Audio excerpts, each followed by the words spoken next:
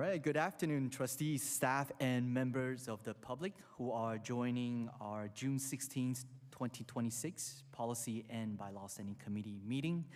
The meeting is adjourned. Oh, no, not yet, sorry. I'm too fast. Yes, sorry. You know you're efficient. Come on. Just making sure everyone's awake, that's it. Yeah, okay, all right. But we do have Trustee Mahmood and Trustee Kolosowski who have sent their regrets, and Trustee Cindy Liang is on her way. With us in person this afternoon, we have Trustee Estelle Cohen, Trustee Dr. Sinclair, our guest Trustee Carolyn Butterworth, myself, and also we have Trustee Pamela McCarthy online with us. Land acknowledgement. I would now like to invite Dr. Sinclair to deliver our land acknowledgement.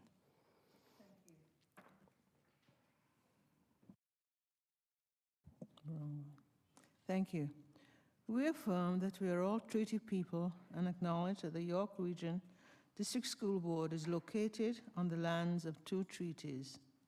These treaties have been signed with the Mississauga of the Credit First Nations and the First Nations of the William Treaties, who are the Mississaugas of the Alderville, Curve Lake, Hiawatha, Scugog Island, and the Chippewas of Beausoleil, Rama and Georgina Island, who is our closest neighbor and partner in education. To honor this agreement, we will take up our responsibilities to be respectful of their traditions. We will acknowledge and inherit, respectful of their traditions, knowledge and inherent rights as sovereign nations. We will respect their relationship with these lands and recognize that our connection to this land is through the continued relationship with these First Nations.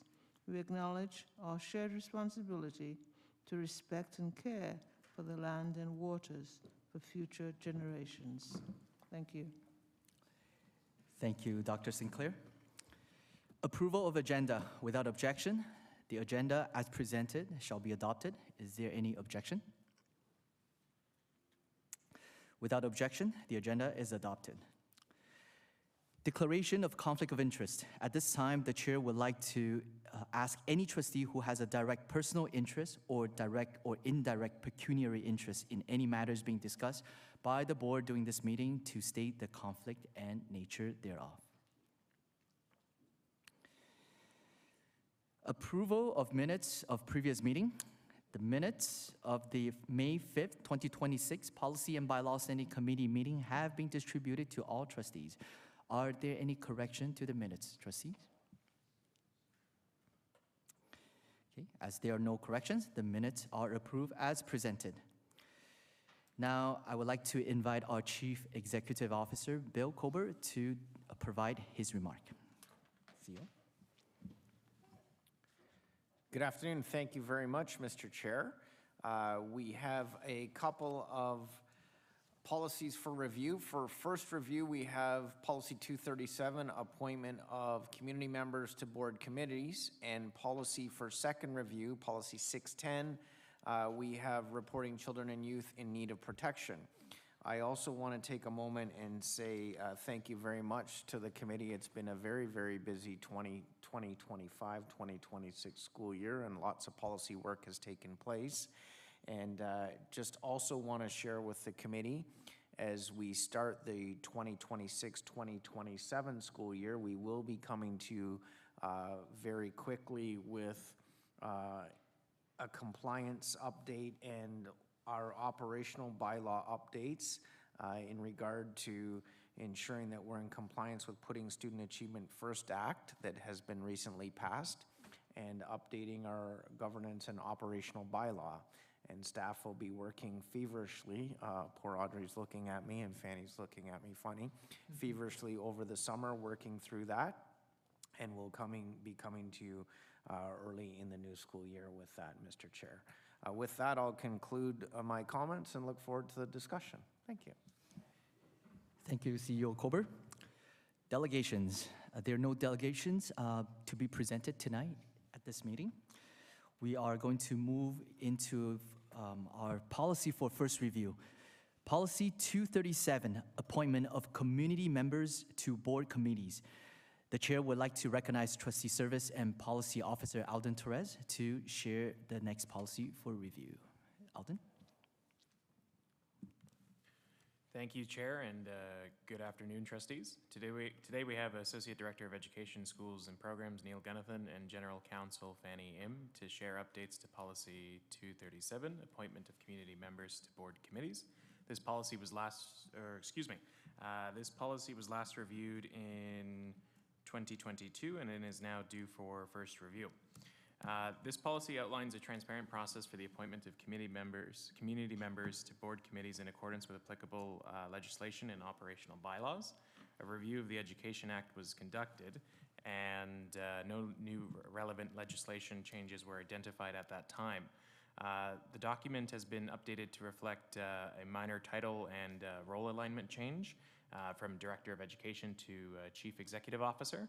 And if approved by the committee this evening, the policy will be posted as a working document for 6 school months to gather public feedback. And with that, I'll pass it over to Neil and Fanny for any additional comments. Thank you. Thank you. And through the chair, the stated purpose of the policy remains the same, which is to provide a transparent process for appointing community members to board committees in accordance with the Education Act and the board's operational bylaw. The principal change is that references to Chair's Committee are replaced with the Governance and Board Organization Committee, or GBOC, which aligns the policy with current operational bylaw structure. The policy now makes clear that GBOC considers recommended committee appointments, while the Board of Trustees remain responsible for considering and approving recommended appointments in accordance with each committee's operational bylaw. The title of Director of Education has been replaced by Chief Executive Officer, and he remains responsible for implementation, providing GBOC with relevant legislative and background information, and ensuring compliance with legislation and the operational bylaw, and ensuring public advertisements comply with legislation where applicable. Finally, the Indigenous Education Advisory Committee has been changed to Indigenous Education Advisory Council at the request of this council. The other committees identified in the policy remains unchanged.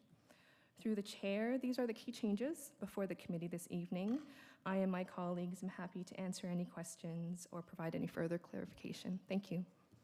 Thank you, staff. So now we're going to move on to the question period. If there are any questions, trustees, please keep in mind that the question must be germane to the policy. Are there any questions? Okay. All right. So I see there are no questions in regards to this policy review.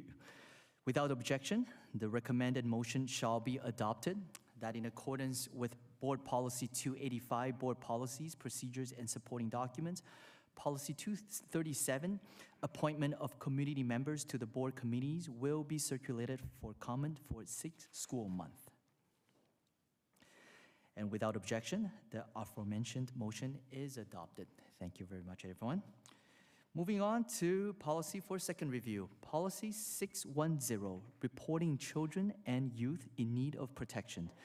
I would like to recognize once again Trustee Service and Policy Officer Alden Torres to give us an overview. Alden? Thank you, Chair Chen. And also with us today, we have Coordinating Superintendent of Education, Student Services and Wellbeing, Wendy Howes, to share updates to Policy 610, reporting children and youth in need of protection. This policy was last reviewed in 2025 and is now due for second review. This policy outlines the board's responsibility under the Child, Youth and Family Services Act. It outlines the duties and responsibilities of staff and volunteers to report any concerns related to protecting the safety and well-being of children and youth. During the first review cycle, just to highlight with trustees here, the policy was updated to reflect changes under the Child and Youth Family Services Act. That outlines circumstances in which a child may be considered in need of protection due to actions or admissions of the person responsible for their care. The definition of harm was also expanded at that time to include exposure to intimate partner violence and sexual abuse, including sex trafficking as well.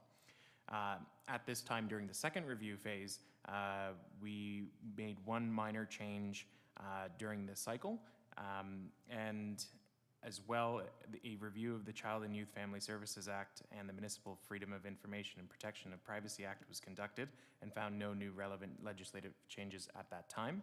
And if approved by the committee this evening, this policy will be forwarded to the September 15th board meeting for final approval. And with that, I'll pass it over to Wendy for any additional comments. Thank you.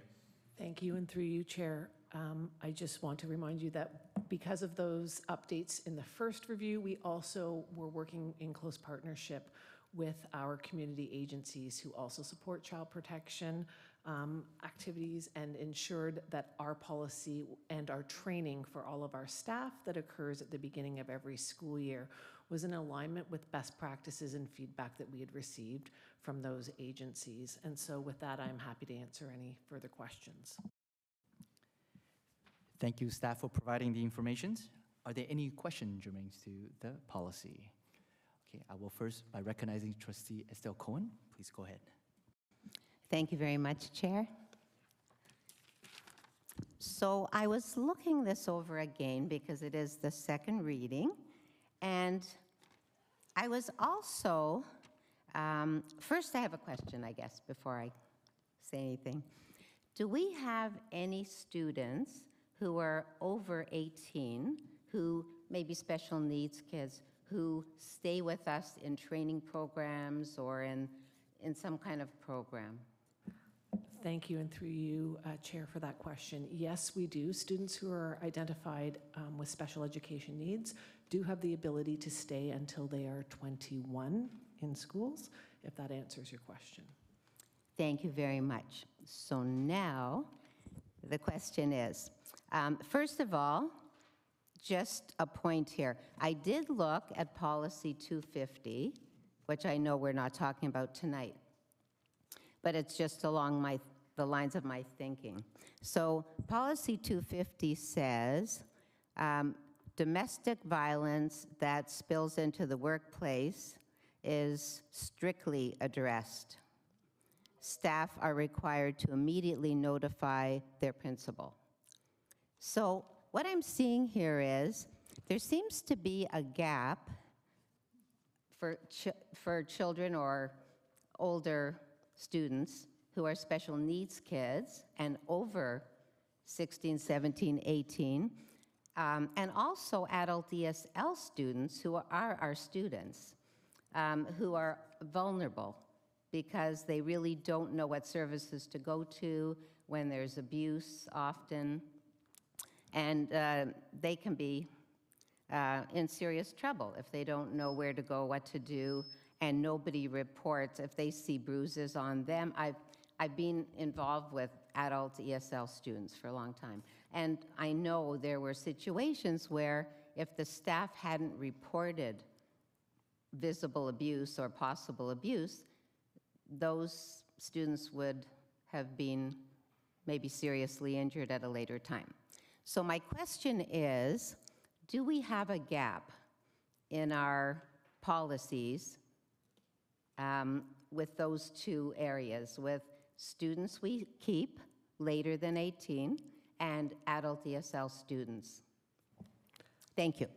Thank you, and through you, Chair, I will parse out those two questions and attempt to answer them as clearly as possible. So for the first group of students who remain with us until they are 21, we still do have the opportunity to work with Children's Aid Services as a support system.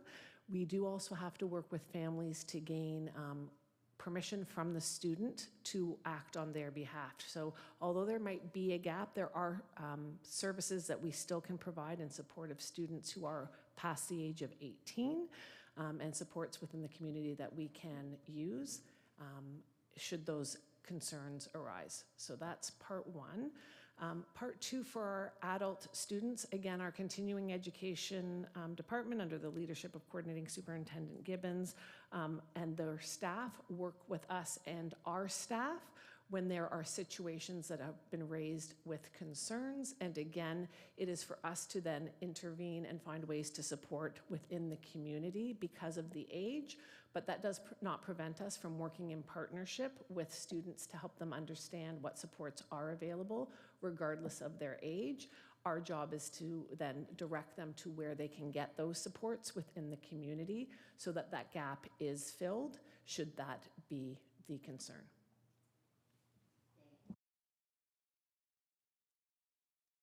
Thanks, Chair. Okay, so that's great news. I'm really happy to hear that, but I don't see anything in any policy, and unless you can help me here, because if I were a new teacher, I wouldn't see that. I see that, you know, for students 16, 17, you may, you must, but I don't see any proof that we are actually asking our staff to deal with these issues and report them.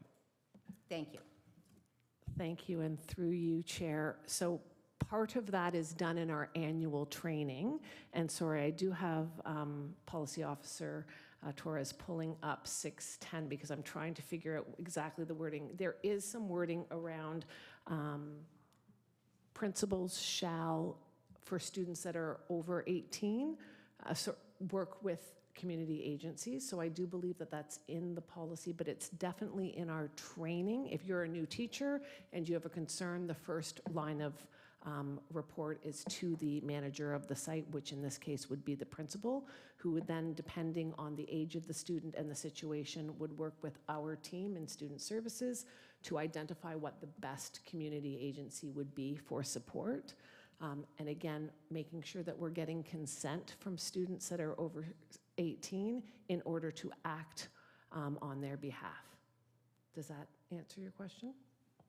It does, but I guess I would appreciate seeing it in writing. Like what you just said is terrific, wonderful, but is it in writing so that anyone can see it in a policy? Yes. That's all. Sorry, thank you, and my computer died. So with thanks to Policy Officer Torres, under 3.5 in the policy, number 2, for all students under the age of, and then for over the age of, it says staff must inform the principal or designate of their concerns in order to make a report to a child protection agency. So it does direct them to report directly to their supervisor to engage in the process at 3.5.